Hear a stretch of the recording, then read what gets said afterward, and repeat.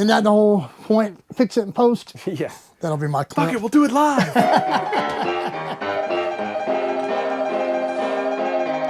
Greetings and salutations, you beloved degenerates, and welcome back to the Fuzzy Wallflower. As you can tell, I am not at home because there's no records behind me. I'm actually books, but still more nerdy stuff. I'm in the Cigar Nerds Podcast. What would you call this place? Shed studio. Compound. Yeah. And we're here with my good friend Smoking Joe. I got to know Joe over the years. He was our Jabba the Hutt in our Steampunk Star Wars film almost 10 years ago. Yeah. I'll put a link down so you can watch that if you want. He also was on my short-lived Teach Me Something videos, teaching me how to smoke a cigar. And I'm here on the Cigar Nerds Podcast. But I'm here today, we're going to be talking about the John Wick show, or John Wick movie. Yeah, from the world of John Wick. The Ballerina. And I thought, well, let's see if there's a John Wick, cocktail. And Peacock TV had one for the Continental called the High Table. It looks like it's basically a whiskey sour, but it's kind of made funny because it's made with lemons and stuff, but it's not shaken. So I don't know. Maybe a bartender will help me understand why this is not a shaking drink, even though it's got, citrus in there. I'm still not learning this stuff as I go, and that's all it's like. I have a theory. Because I see some ingredients over there.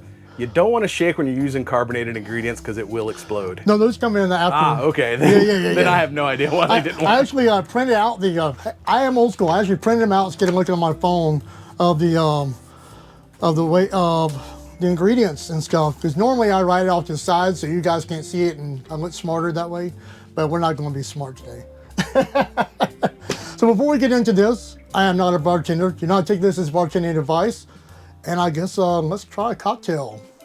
Or one time when Brad bought a bartending set and he was like trying to make all kind of cocktails and shit, and he made something that had Coke in it, and he tried to shake it, and it exploded all over him. It's definitely one of those things like that. You do the carbonation after. I've learned that. All right. So this drink wanted Tennessee Bottled and Bond whiskey, which is mostly Jack Daniels is all I could find. And me and Jack Daniels are not friends, as you guys already know, because he kicked my ass in college. So, but most of it's 100 proof, so I'm just going with some Old Forester 100 proof. And that probably explains why there's less alcohol compared to the lemon juice. Because usually the lemon juice is about half of what the alcohol is. But hey, we're going to go with it. And we're going to make it in the glasses.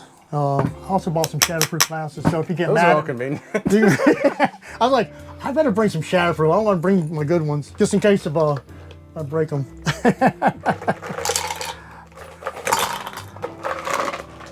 So essentially this is basically a whiskey sour. So we need 1.5 ounces of lemon juice, so that's about 3 lemons between the two. Let's Okay, so you bring a knife. I got a sword over here if you need it. Well, hopefully that's the clean.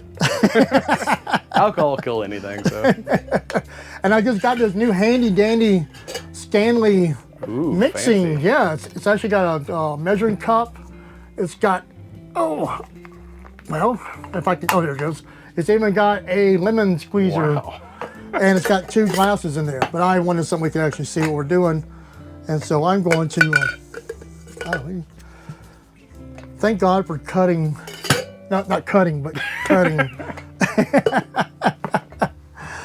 So let's get some lemons going. A few moments later. This is a workout, man. I feel like I'm in. Well, you need interns to off camera squeeze all your. The irony is I get people all the time. You need us to come help you finish the drinks. They're like, no, I need you to come help me write the ingredients on the whiteboard. I need you to help me set up for the next shot while I'm getting changed. The Hollywood way is the host twists the first one, and then there's a cut, and 3 interns are off camera squeezing the rest of the lemons. All right. Safety first, kiddos. All right. Safety eventually. So there's 1.5 ounces of lemon juice. So 1¼ ounces of Tennessee whiskey, which I don't have. We got Kentucky whiskey. And I don't know. Tennessee may riot on you with that one.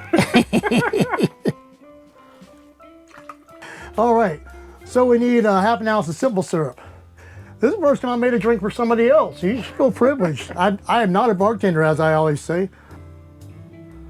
All right, 4 dashes of orange bitters per one. Come on, 1, 2, 3, 4. Ah ha ha. We may have to put a little more ice in each of these before you're I'm filming yet, no AC, so we're like sweating in the Georgia heat, and the ice is like, hey, we're melting over here, literally. Okay, and we give these a little stir, stir, stir. And this is where it said, you say your buddy messed up. Yeah, you definitely don't want to shake after you've added the carbonated contents. Oh, God dang it. See, this is why I will never be hired as a bartender, because I do not know what I'm doing, but I know how to get drunk. Well, it's like, you're bartending, you screw one up, like, oh, well, this one's for me. Let me start over and make a nice one for you. All right, and then I actually brought cherries instead of garnish. I forgot my little toothpick things, but that's okay. I always look at it like it's a salad at the end. All right. All right, I'll give you 2, sir. Ooh, fancy. All right.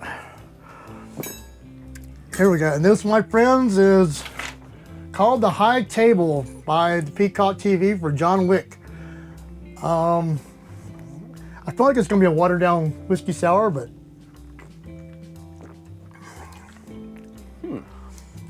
Kind of like 7-Uppy. yeah, it is. You don't really get the whiskey, like that carbonation in the lemon juice. Yeah, it tastes like like a 7-Up or like a Sprite.